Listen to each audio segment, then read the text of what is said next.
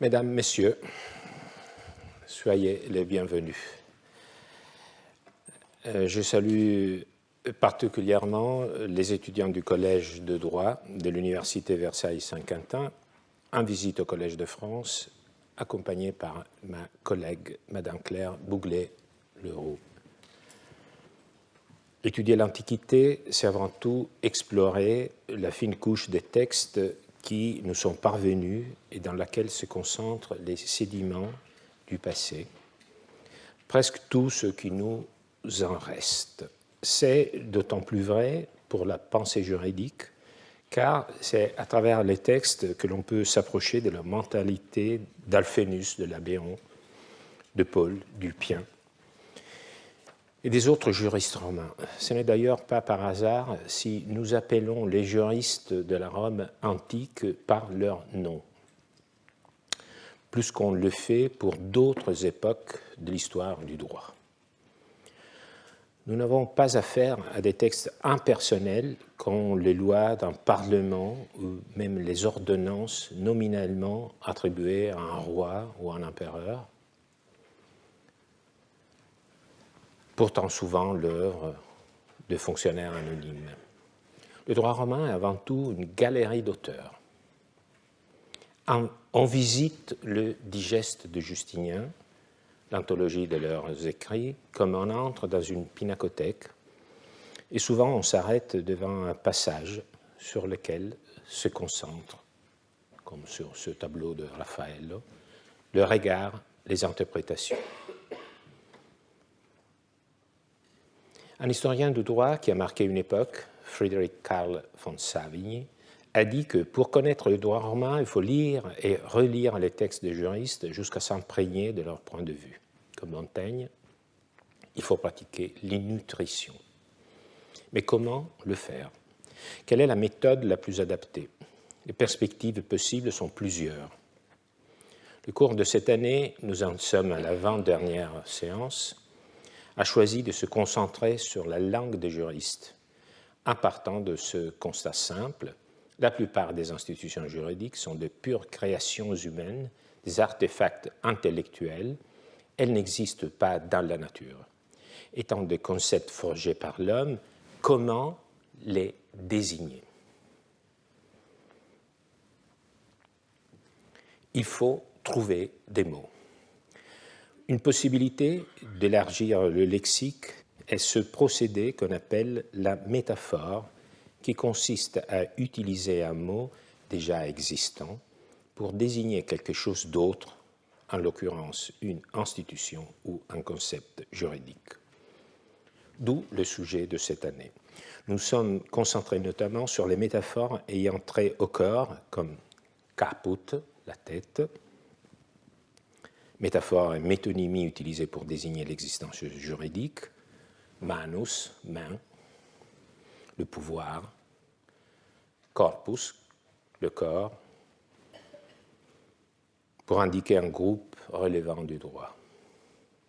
Mais les métaphores vont bien au-delà des plus évidentes, des plus connues. Par exemple, le terme obligation, qui implique l'image du lien, ou la notion de fonds servant. Suivant les chemins de la linguistique cognitive, nous avons rencontré d'autres métaphores plus profondes, celles qui permettent d'imaginer le monde du droit comme un espace dans lequel les droits, transformés en objets ou même en personnes, se déplacent, passent de main en main, gardent ou changent de physionomie comme des corps vivants. Vous vous souvenez sans doute des propos d'Ulpien que nous avons commentés il y a 2 semaines. Et sinon, les voici. Si servus, bon, disons-le en français, lorsqu'on transfère la propriété, elle est transférée à celui qui la reçoit par mancipation, telle qu'elle était auprès de celui qui la livrait. Si le fond de terre était esclave, servant, il passe avec les servitudes, s'il était libre, comme il était. Ulpien juriste du début du IIIe siècle après Jésus-Christ, énonce ici une règle concernant l'aliénation des biens. La propriété vient à l'acquéreur dans la même condition qu'elle avait auprès de l'aliénateur qui la transmet, par cet acte solennel qu'on appelle l'émancipation. Vu sous cet angle, il s'agit apparemment d'une règle sans une raison précise. Cela nous fait un peu l'effet de certaines règles qu'on lit dans une loi, même dans le Code civil. C'est une règle, bien sûr, mais quelle en est la raison profonde? Donc c'est un peu l'impression que nous tirons de la première lecture. Mais si l'on prête attention au niveau métaphorique, elle prend tout son sens. La propriété, qui est un droit, donc un concept, est pensée par Ulpien comme un objet, avec un corps. C'est pourquoi elle peut être transférée de l'un à l'autre, comme on ferait passer un objet matériel. Mais une fois que le droit de propriété est pensé comme un objet, une conclusion devient inévitable, tel un corollaire. Il a sa propre matérialité, sa propre identité. Donc, ce droit arrivera dans la main du receveur tel qu'il est dans celle du donneur. La linguistique cognitive définit ce genre de métaphore ontologique et spatiale. Elles nous viennent aisément à l'esprit, sans même y penser, car nous sommes habitués à nous déplacer dans le monde, dans un espace, et à interagir physiquement avec des objets. Les concepts juridiques subissent cette même transformation dans notre esprit. Ils deviennent des objets que nous pouvons manier et faire bouger. Dans la deuxième partie de son texte, Ulpien applique la même règle au sujet des servitudes, le droit réel qui consiste en une charge qui est imposée en fonds pour le profit d'un autre fonds, par exemple le droit de passage. À ces propos, cependant, Ulpien ne parle plus du droit de propriété en tant qu'objet, mais du fonds de terre lui-même, et il envisage cette fois-ci comme une personne. À Rome, une personne peut être libre ou esclave. De la même façon, le fonds de terre, métaphoriquement conçu comme une personne, conserve son identité, sa physionomie, sa qualité, au moment du transfert. Si le fonds est esclave, il sera esclave, c'est-à-dire chargé d'une servitude. Si le fonds est libre, il sera libre de toute servitude. Alors, ce texte d'Ulpien déploie des métaphores profondes, non immédiatement visibles. Donc, il n'y a pas un mot qui attire tout de suite notre attention en tant que chargé d'une valeur connotative, mais comme elles sont plus profondes, pour cette raison même, elles sont encore plus incisives et lui servent non seulement, c'est important, pour désigner des institutions juridiques, pour les nommer, pour trouver les mots pour dire le droit, mais aussi pour les faire fonctionner. Les formes deviennent des outils d'argumentation. On a bien vu que cette règle, d'une certaine façon, trouve déjà son fondement dans sa forme linguistique. Bien sûr, aucune métaphore n'est innocente, elle révèle toujours quelque chose du locuteur, qu'il s'agisse d'un individu ou d'une catégorie. En l'occurrence, les juristes. Toute métaphore a un domaine source et un domaine cible. Par exemple, dire « le temps, c'est de l'argent » représente une métaphore qui emploie l'argent comme domaine source et les temps comme domaine cible. Ainsi, le temps est compris comme quelque chose de précieux, de rare et qui peut être perdu ou gagné. De la même manière, en lisant le texte d'Ulpien, on comprend même trop facilement que derrière le terme assez neutre pour nous aujourd'hui de fond servant au fond dominant, il y avait une société qui connaissait pratiquer l'esclavage et qui tirait de cette pratique une partie aussi de son imaginaire. Il faut admettre qu'à travers la terminologie juridique qui nous vient des Romains, un fragment de cette imagerie esclavagiste subsiste. D'où le double intérêt de l'étude des métaphores. D'un côté, cette analyse nous aide à mieux comprendre la logique des juristes. Leur solution, par exemple, elle nous explique d'où vient la règle selon laquelle, dans le transfert, la propriété reste telle qu'elle était auprès de celui qui la transmette. D'un autre côté, étudier les métaphores nous permet de sonder les valeurs et les pratiques de la société à laquelle les juristes appartenaient. À ce stade de Delaunay, presque au bout de notre chemin, il faut quelque peu changer de perspective, se poser une question incontournable du point de vue de la méthode. Les juristes romains étaient-ils conscients qu'ils utilisaient des métaphores? Chaque fois que nous nous intéressons à un phénomène de l'Antiquité, il est fondamental de comprendre si les anciens en étaient conscients. Le risque, sinon, est d'utiliser les anciens comme des simples miroirs de nos pensées et habitudes. Puisque nous parlons par métaphore, nous pensons qu'ils le font aussi. En effet, c'est sûr, ils le faisaient. On vient le voir. Mais jusqu'à quel point en étaient-ils conscients? Disons-le autrement, l'idéal, lorsqu'on étudie les passés, est de pouvoir se mettre dans la tête des anciens.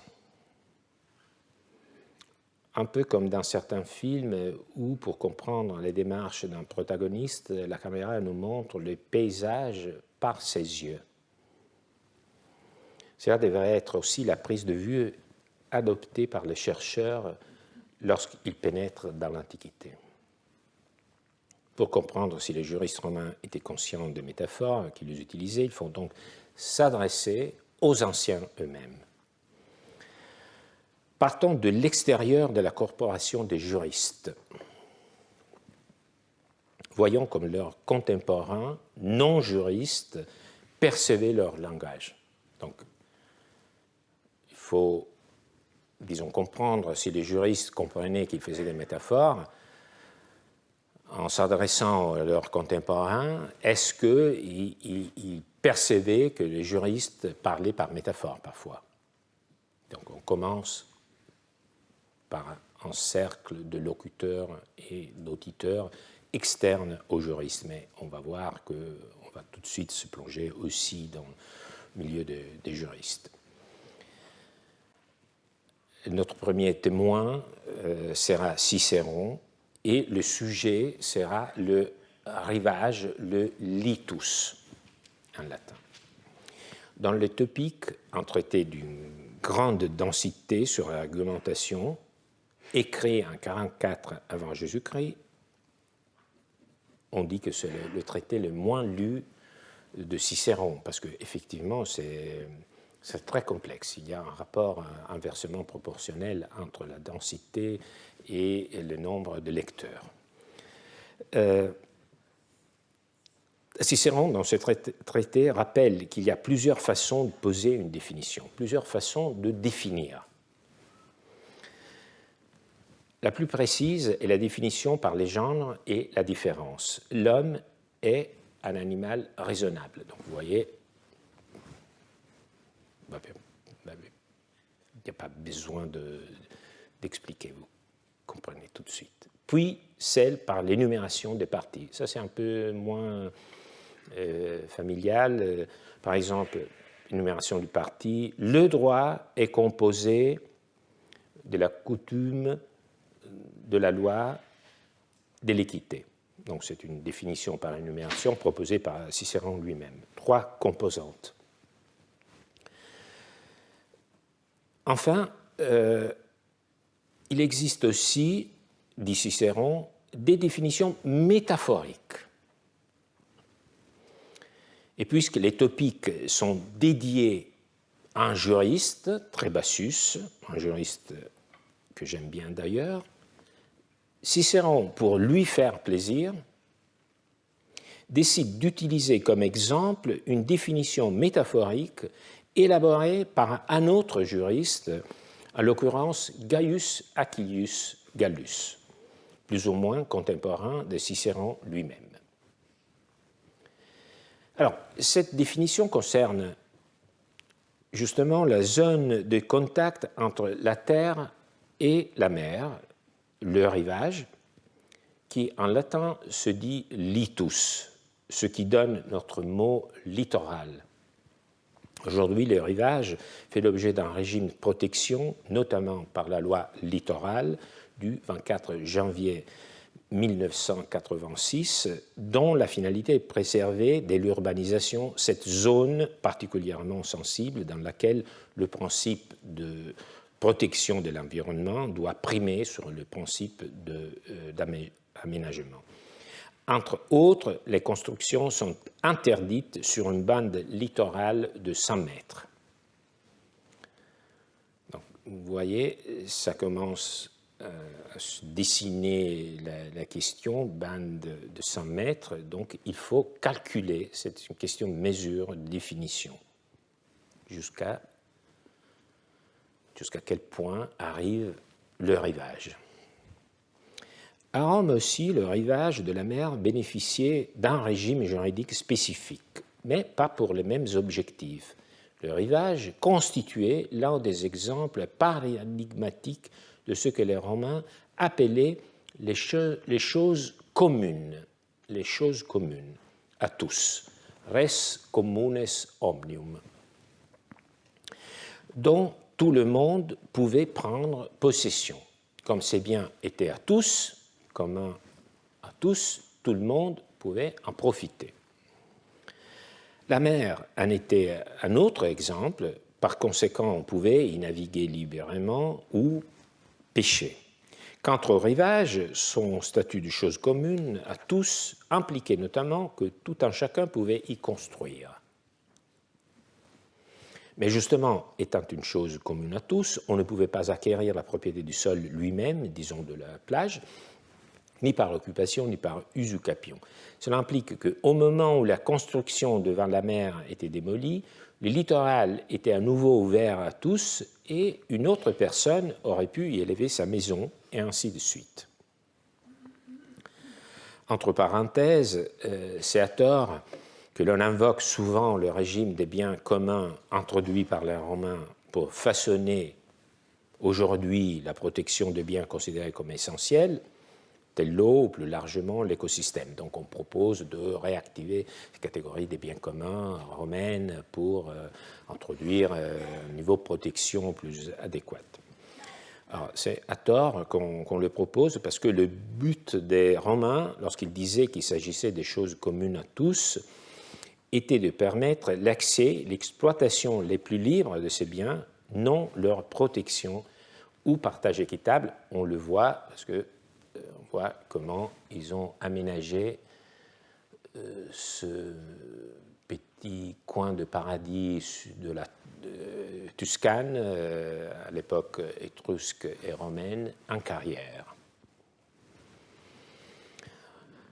Alors, revenons au bord de la mer, que soit dit métaphoriquement, parce que je vous en prie de ne pas laisser partir vos pensées vers les vacances. Je sais que le risque est assez élevé.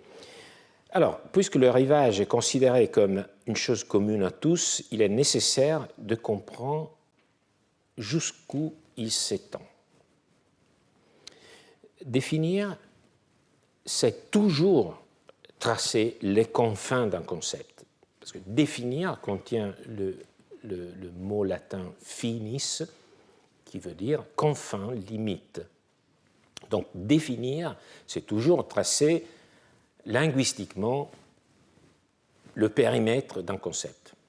Ici, il s'agit de tracer le périmètre d'un concept, celui des rivages, mais il y a aussi ce côté vraiment presque physique de mesure.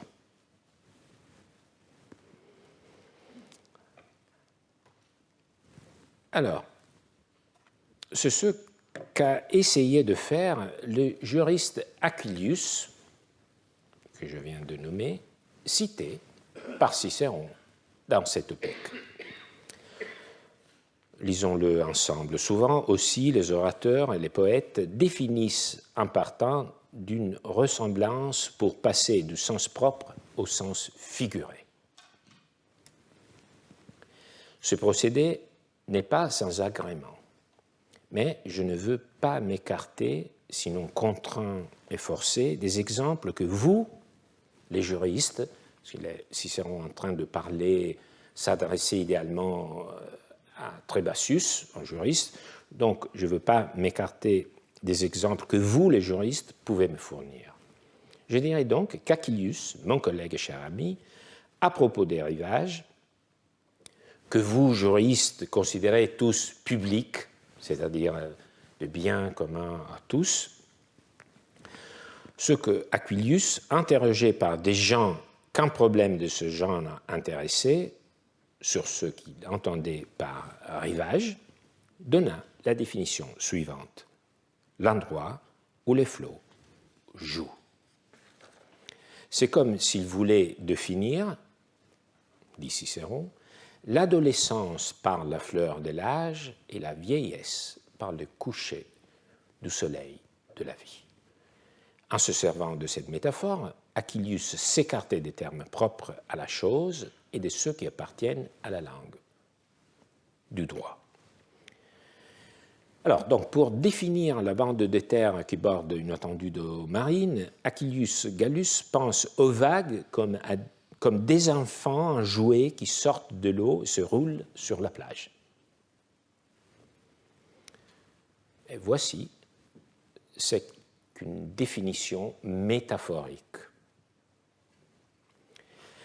Alors, Cicéron observe en outre qu'Achillius, en proposant cette définition, s'est éloigné autant des mots courants que des termes juridiques, ce qui nous fait comprendre que la métaphore est un mode d'expression qui n'appartient ni à la normalité des mots usuels, ni à la spécificité du langage juridique, un peu comme les rivages, qui n'est ni mer ni terre. Il faut dire que lorsque Cicéron dit quelque chose, il est difficile que cela passe inaperçu, même s'il s'agit de quelque chose de marginal dans son discours. Donc c'est une réflexion qu'on pourrait développer, c'est-à-dire que souvent, ce que nous retenons de l'Antiquité, c'est que certains auteurs on met en avant. Donc on est, disons, redevable des auteurs anciens, non pas seulement en tant que document, mais aussi de leur point de vue, de leur choix, de leur préférence, de leur priorité.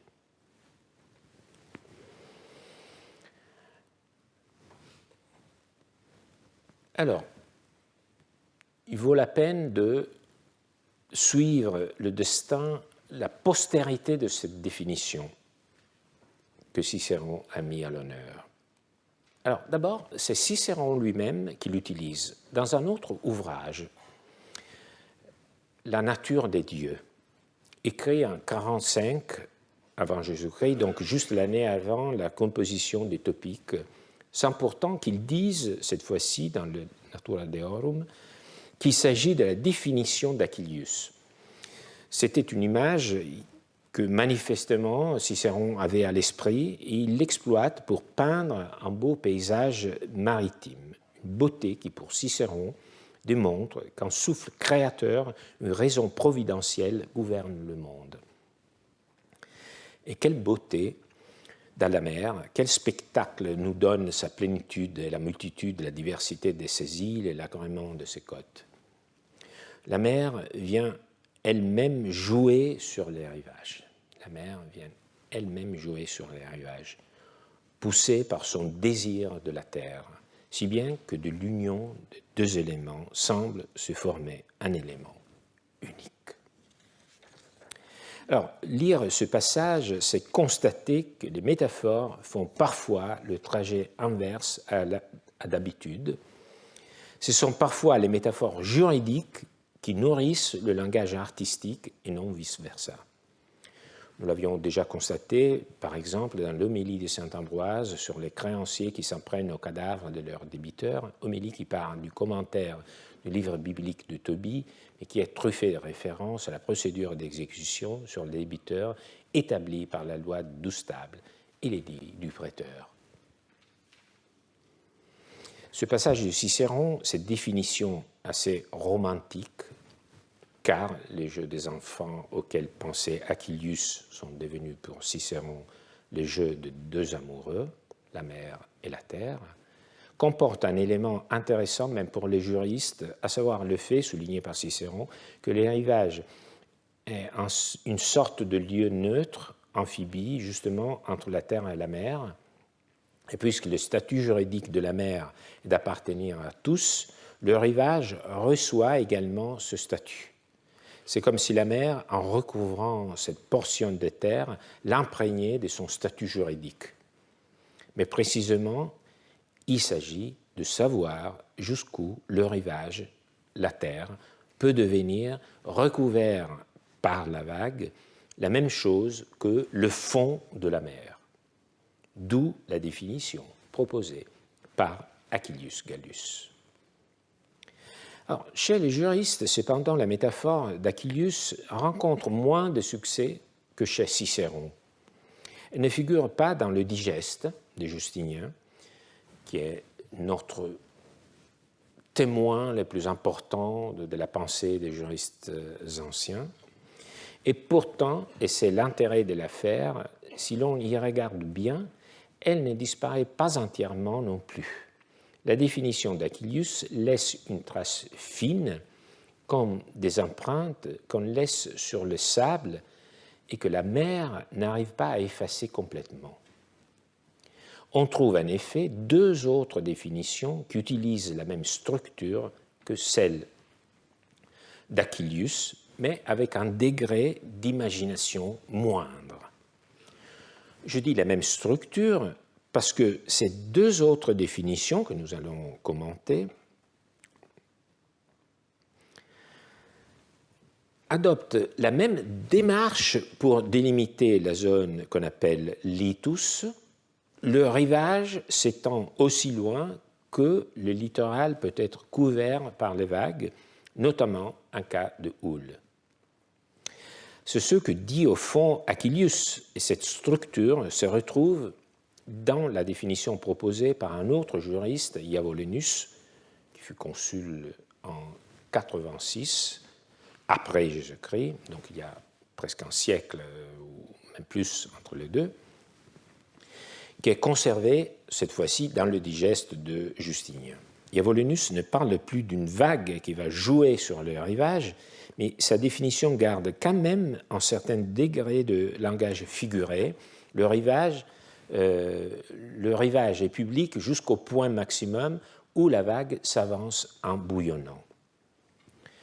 Vous voyez que la structure est la même.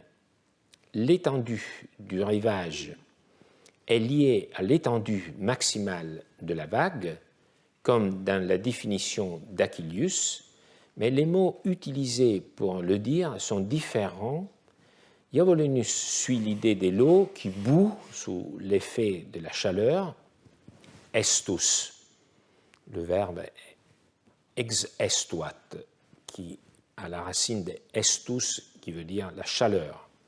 Et le préfixe ex indique l'énergie de la chaleur qui pousse l'eau vers l'avant, jusqu'à ce que la vague déferle.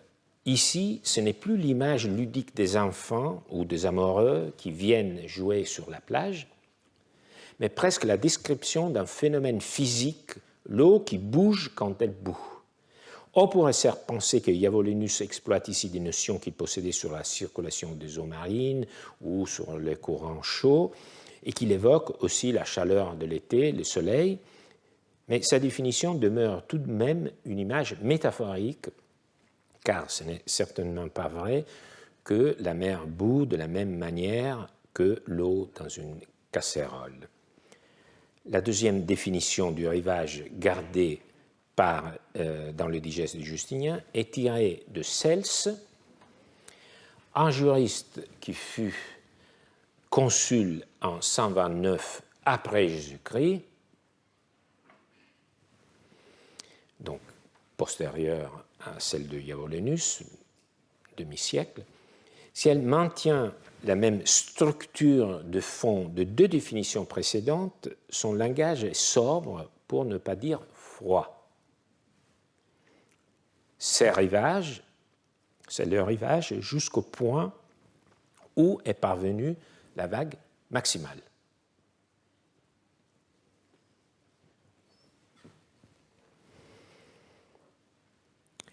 avouons-le, c'est la définition qui nous paraît le mieux convenir au langage de droit, mais n'est finalement qu'une autre façon de dire ce que les autres définitions plus métaphoriques disaient. C'est le registre du langage qui a changé. En parcourant ces définitions, c'est comme si l'on assistait à une normalisation de la métaphore originale d'Achillius, sa structure logique conservée, mais en abandonnant les mots les plus évocateurs qui se heurtaient à l'approche juridique. Ce n'est pas tout. C'est le même texte de Cels, mais avec sa continuation en jaune. Il faut savoir que Cels, en se référant à sa définition, nous avons qualifié de nôtre, au degré zéro de l'écriture, dit qu'il l'a prise de nul autre que Cicéron, c'est-à-dire de celui qui nous a gardé aussi la définition très imagée d'Achillius. Mais cela ne nous surprend pas, après tout, car Cicéron, selon Cels, aurait proposé sa définition très sobre, alors qu'il était désigné comme arbitre dont le lexique romain se réfère souvent au juge.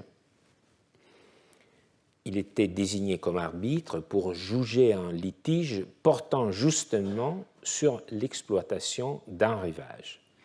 C'est un peu comme si Cicéron, qui connaissait bien la définition d'Achillius, l'avait trouvé lui-même un peu trop bizarre pour qu'il ne s'en emparât au moment où il jouait le rôle de juge, tandis qu'il l'a trouvé assez poétique pour s'en inspirer dans le traité sur la nature des dieux pour peindre un paisible paysage maritime. Donc, il y a une adaptation, disons, de la définition au contexte littéraire dans lequel elle est introduite. Pour faire court, oui, les juristes utilisent consciemment des métaphores, mais avec une certaine retenue. Ils savent que sinon, ils risquent d'essuyer des critiques. C'est un peu comme avec les gens. Quand quelqu'un se conduit mal, les autres s'habituent et laissent souvent passer. En revanche, quand quelqu'un est modéré et bien élevé, dès qu'il transgresse un peu, il est largement réprimandé. Il en va de même pour les juristes, dont le langage contrôlé et précis devient presque une cage, les privant de toute liberté. Ceux qui s'en écartent éveillent les soupçons. Cela dit, pour clore ce dossier, au bord de la mer, Quintilien évoque cette même définition de Gaius Achillius, Quintilien, le maître des rhéteurs, dans son traité sur les institutions oratoires.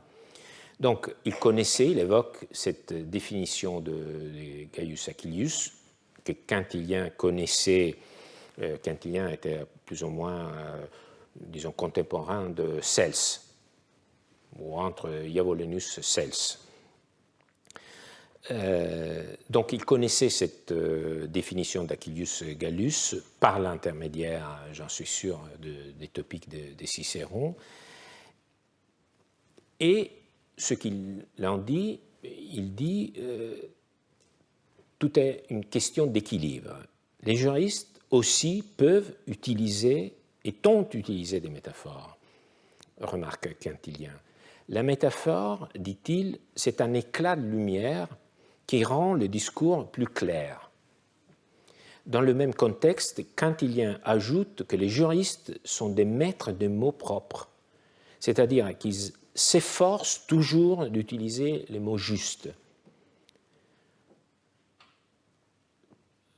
Laurent Valla, disons à l'italienne Lorenzo Valla, au XIVe siècle, en a fait l'éloge comme des témoins du latin correct, propre, propriétés du langage. Il a parlé des élégances de la langue latine, sujet que François Vaquet connaît très bien, mais précisément pour cette raison, il est intéressant qu'il ne dédaigne pas les métaphores. La question que nous sommes en train d'aborder, vous en souvenez, est de savoir si les juristes étaient conscients d'utiliser des métaphores. Assurément, nous pouvons, je pense, être d'accord là-dessus, Achillius Gallus devait l'être tout à fait conscient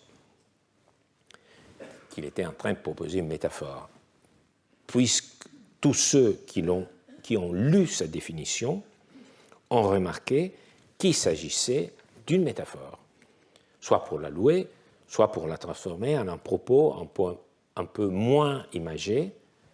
Donc, à plus forte raison, son auteur, Achillius, en aura été conscient. Dans le cours de cette année, nous avons d'ailleurs rencontré d'autres cas où les juristes étaient certainement conscients qu'ils utilisaient une métaphore. Je pense que vous vous en souvenez peut-être. Le fait qu'ils en sont conscients se manifeste par des petits signes que nous avons remarqués à fur et à mesure, petits signes presque de pudeur, la pudeur du juriste face au langage. Ils préviennent leurs lecteurs qu'ils sont sur le point d'introduire une métaphore. Ils l'accompagnent d'une locution comme presque ou en quelque sorte. C'est le cas d'un passage que nous avons commenté la semaine dernière. Il appartient encore à Iavolinus Priscus, le consul de 86 après Jésus-Christ, l'auteur de l'une des définitions que nous venons de parcourir. Cette fois-ci, Iavolinus a façonné une métaphore qui a joui d'un franc succès. L'argent que tu me dois, ou une autre chose quelconque, si je te charge de la poser sous mes yeux, il arrive que tu sois aussitôt libéré de ta dette, que cet objet commence à être de ma propriété. En effet, puisque la possession de cette chose n'est retenue corporellement par aucun autre, on doit considérer qu'elle m'est acquise et m'avoir été livrée en quelque sorte de longue main.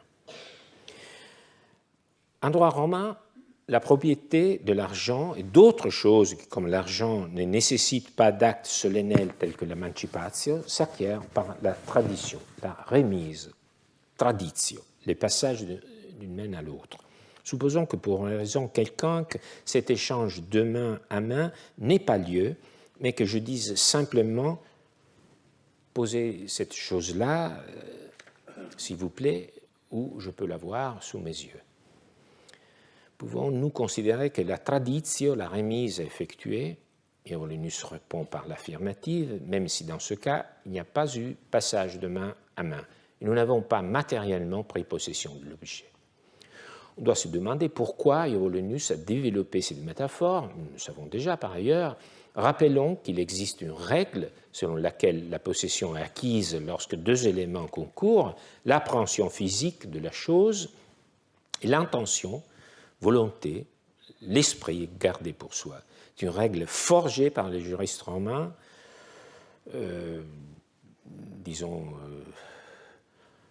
qui est soutenue par une anthropologie des Romains eux-mêmes et qui sous-tend toute leur conception de la possession. Les deux éléments, on l'a vu la semaine dernière, sont tirés de l'homme que l'homme est fait d'un corps, corpus, et d'un esprit, animus. Donc la possession aussi. On s'en saisit par les corps accompagnés de l'esprit. Mais alors, lorsque Iavolinus admet qu'on puisse se saisir validement de la possession avec les yeux seulement, abandonne-t-il cette règle car il néglige l'aspect corporel? Oui, un peu, à vrai dire.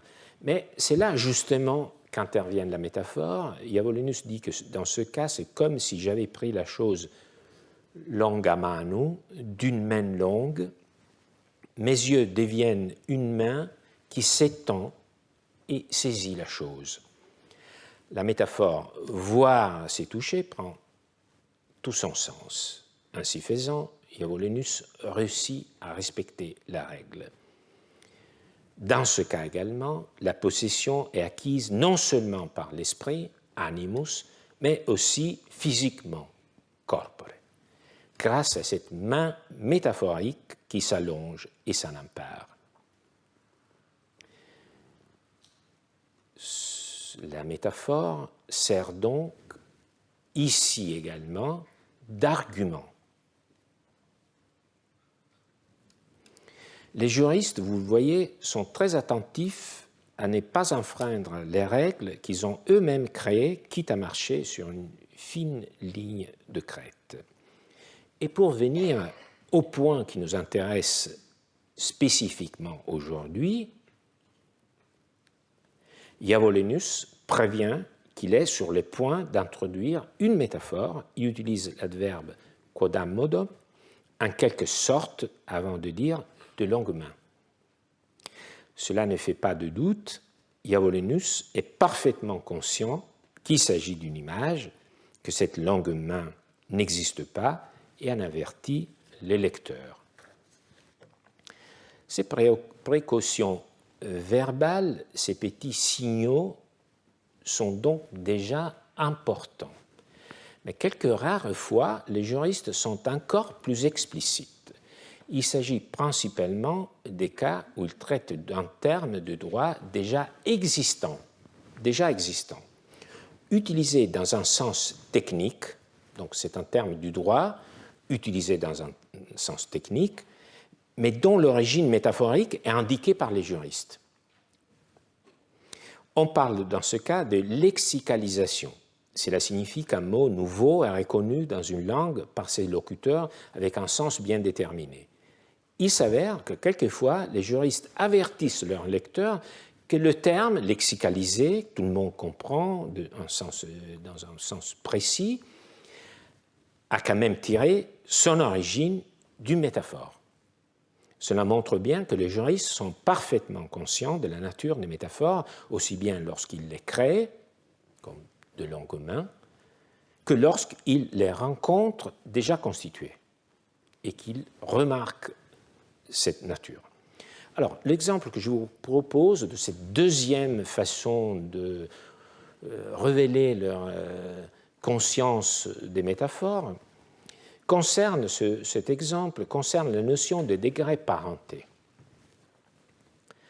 Degrés de parenté sont ainsi nommés en raison de leur ressemblance avec des marches d'un escalier et des lieux inclinés qui sont en pente. Nous y montons en passant de la plus proche à la plus proche, c'est-à-dire à celle qui, d'une certaine façon, naît de la précédente.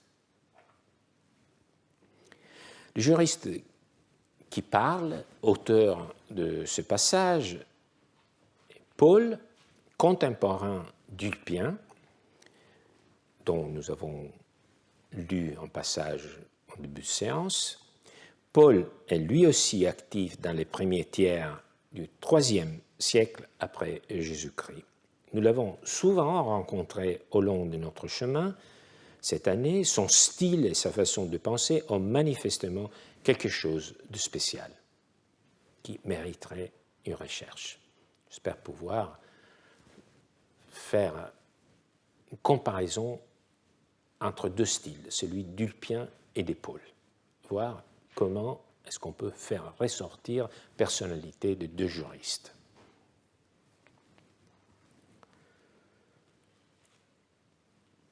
Alors, il est clair que Paul ne pense pas du tout avoir inventé la métaphore.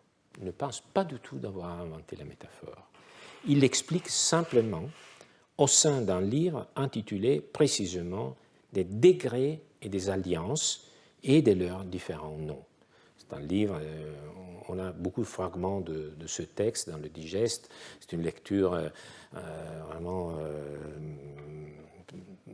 je ne la conseille pas, mais c'est quand même une liste très utile de noms des degrés de parenté.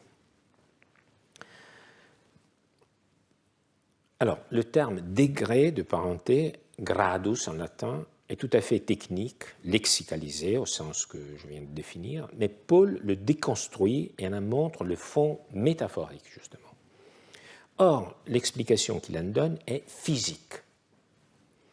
Gradus désigne les marches d'un escalier, ou un terrain fait des terrasses superposées, ou même simplement un sentier montagne qu'il faut parcourir pas à pas, comme si l'on montait des marches. Il le dit explicitement, sont ainsi nommés en raison de leur similitude avec les marches d'un escalier. Jusqu'ici, tout est simple, une explication purement descriptive qui nous rappelle d'ailleurs qu'ici aussi, nous sommes dans le domaine des métaphores corporelles, précisément des métaphores incarnées, qui naissent de notre manière d'être dans le monde, disons mieux, du fait que nous sommes faits d'un esprit, mais aussi d'un corps, et que notre pensée est influencée par cette incorporation. Si la parenté est pensée dans l'espace, et pour aller d'une marche à l'autre, ou d'un point à l'autre de cet espace, il faut en parcourir les marches. Si par exemple, il fallait établir à qui revient l'héritage d'une personne qui est décédée sans avoir fait de testament, nous commencerons par le défunt en passant d'une marche à la suivante, d'une personne plus proche à la suivante, nous en arriverons à la personne à qui l'héritage est dévolu. Mais les juristes ne se contentent pas de cela, ils ajoutent que l'on passe de l'un à l'autre comme si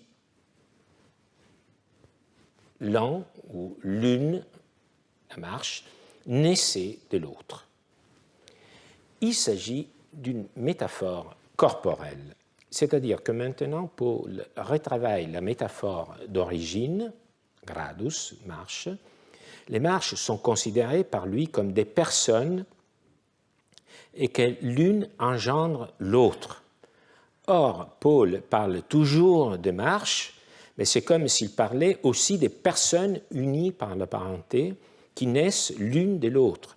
Donc, les marches sont des objets qui représentent des personnes connectées par un lien de parenté, mais elles sont représentées à leur tour comme des personnes naissant l'une de l'autre. En d'autres termes, l'objet et sa représentation métaphorique se confondent et s'éclairent mutuellement. Pourquoi Paul fait-il cela? Existe-t-il une valeur juridique ultime cachée derrière cette métaphore? Je pense que oui. Nous avons dit que ces schémas de parenté servent avant tout à déterminer qui a droit à l'héritage. Dire que ces degrés naissent les uns des autres, les unes des autres, c'est expliquer pour quelles raisons profondes l'héritage est dévolu à ces personnes. Il s'agit, cette raison, c'est le lien qui unit les parents à leurs enfants d'une génération à l'autre. Je suis sûr que vous vous souvenez d'une métaphore qui vient, imaginez-vous, toujours de Paul, qui dit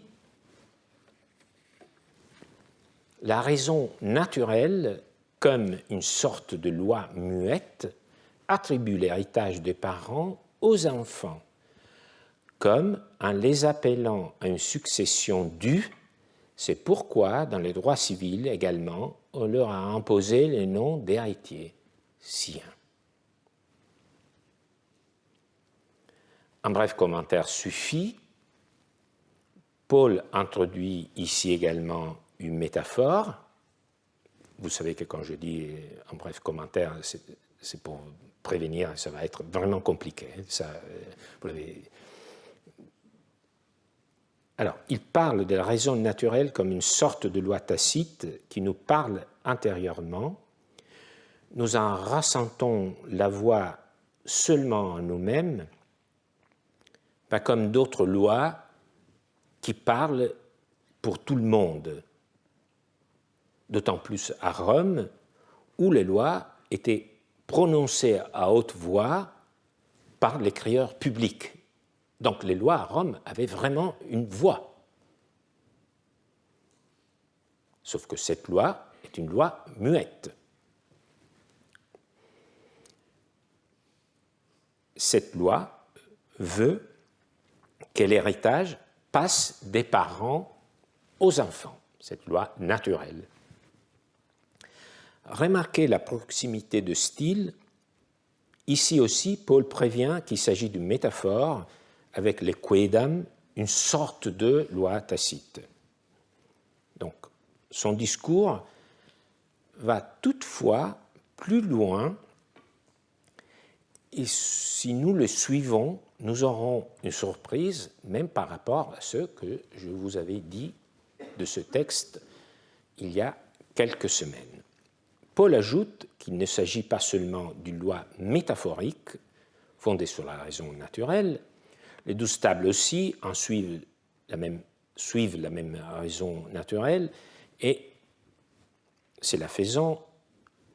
Les 12 tables ont appelé héritiers siens les descendants, disons pour faire court, les enfants du défunt, comme pour souligner que ce sont des héritiers naturels, évidents par rapport à leur père défunt. Ils sont déjà ses héritiers, les héritiers siens. Heredes sui. Nous sommes maintenant prêts à placer la dernière connexion qui nous permettra d'achever la mosaïque. Paul évoque la loi des 12 tables, vous savez, la loi promulguée au 5e siècle avant Jésus-Christ, qui était la plus importante dans le système romain. Mais qu'est-ce qu'elle dit exactement, cette loi, à ce propos? Alors, la loi des 12 tables s'occupe du cas où le défunt n'a pas fait de testament et aussi où le père mourant n'a pas laissé de descendants, c'est-à-dire des héritiers siens. Encore une fois, pour faire court, des enfants. Si donc le défunt n'a pas fait de testament et s'il n'y a pas d'héritiers siens, la loi ordonne que l'héritage, le patrimoine, qu'elle appelle famille, revienne à l'agnatus proximus. Qu'est-ce que un agnatus proximus? Donc, vous voyez, si meurt intestat celui qui n'a pas d'héritier sien, que son agnat le plus proche et son patrimoine. Patrimoine, le mot des 12 tables est familia, famille. Donc, c'est le plus proche des agnats qui doit hériter de son patrimoine. Alors, qu'est-ce que agnatus veut dire? C'est le plus proche parmi les collatéraux descendants en ligne masculine d'une même souche masculine. Donc, par exemple, mon frère est mon agnat le plus proche par rapport, disons, à moi, parce qu'il descend de façon, disons, par ligne masculine en ligne collatérale.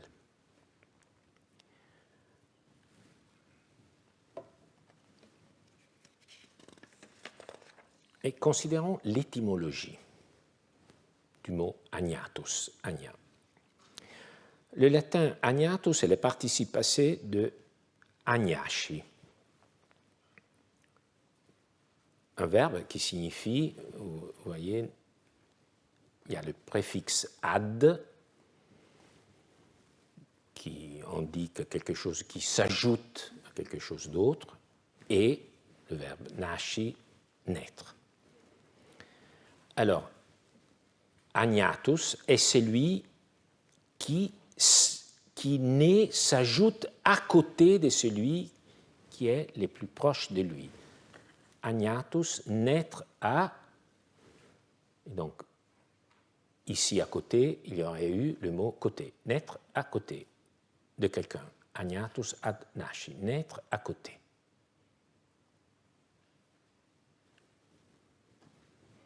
Donc, agnatus proximus est celui qui naît, s'ajoute à côté de celui qui est le plus proche de lui. Alors, je suis sûr que vous avez compris où je veux aller, parce que n'est-ce pas la même idée que Paul avait développée dans ce texte, quand il disait que les marches d'un escalier correspondent au degré de la parenté et nous y montons en passant de la plus proche à la plus proche, c'est-à-dire à celle qui, d'une certaine façon, naît de la précédente. Donc, il a incorporé dans sa définition de gradus de marche de la parenté la définition d'agnatus proximus.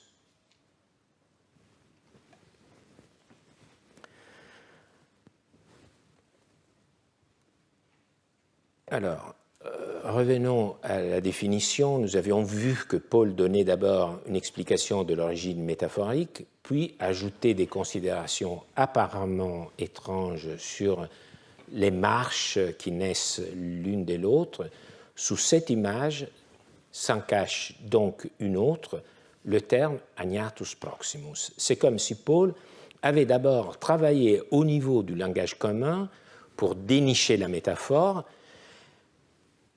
qu'il était ensuite allé plus loin en la, disons, développant avec cette autre idée des marches qui naissent l'une de l'autre. Donc, il semblait qu'il s'était fait prendre un peu la main par l'imagination et les métaphores, mais à la fin, on découvre que toute cette imagination ramène le juriste à la loi des deux stables, donc dans le droit lui-même. C'est encore une fois cette idée que les juristes maîtrisent les métaphores, mais ils sont aussi bien conscients des contraintes linguistiques et aussi, moi je dirais, sociales dans lesquelles ils peuvent développer leur imagination.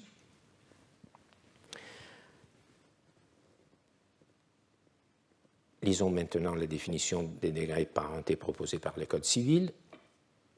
À notre surprise, ou peut-être, je pense que nos collègues d'histoire du droit y ont sans surprise, le terme est resté le même, mais il y a eu une réduction du niveau métaphorique, du degré, d'intensité métaphorique. La proximité de parenté, proximité, agnatus proximus, de parenté s'établit par le nombre de générations. Chaque génération s'appelle un degré. La suite des degrés forme la ligne. On appelle ligne directe la suite des degrés, les marches, entre personnes qui descendent l'une de l'autre. Alors, plus ou moins, c'est un calque du texte de Paul. Par ailleurs, maintenant que nous savons que les degrés sont les marches d'un escalier, il n'est pas tout à fait exact de dire que les descendants forment une ligne directe. Il y a une sorte d'interférence des métaphores entre les marches et les lignes. Avant de conclure, faisons un bref détour, c'est vraiment la fin de ce moment que j'apprécie énormément quand je suis avec vous. Nous faisons un bref détour par les instituts de Justinien, son manuel pour les étudiants de 533 après Jésus-Christ. Donc c'est l'autre ouvrage à côté du Digeste qui est le point de convergence de la littérature des juristes. C'est un manuel, donc le texte des instituts est vraiment écrit en première personne, c'est comme s'il n'y a pas d'interruption, il n'y a pas de fragment, donc c'est un manuel. Alors, dans les instituts de Justinien, il y a un chapitre sur les degrés parentés qui, comme tous les autres chapitres, est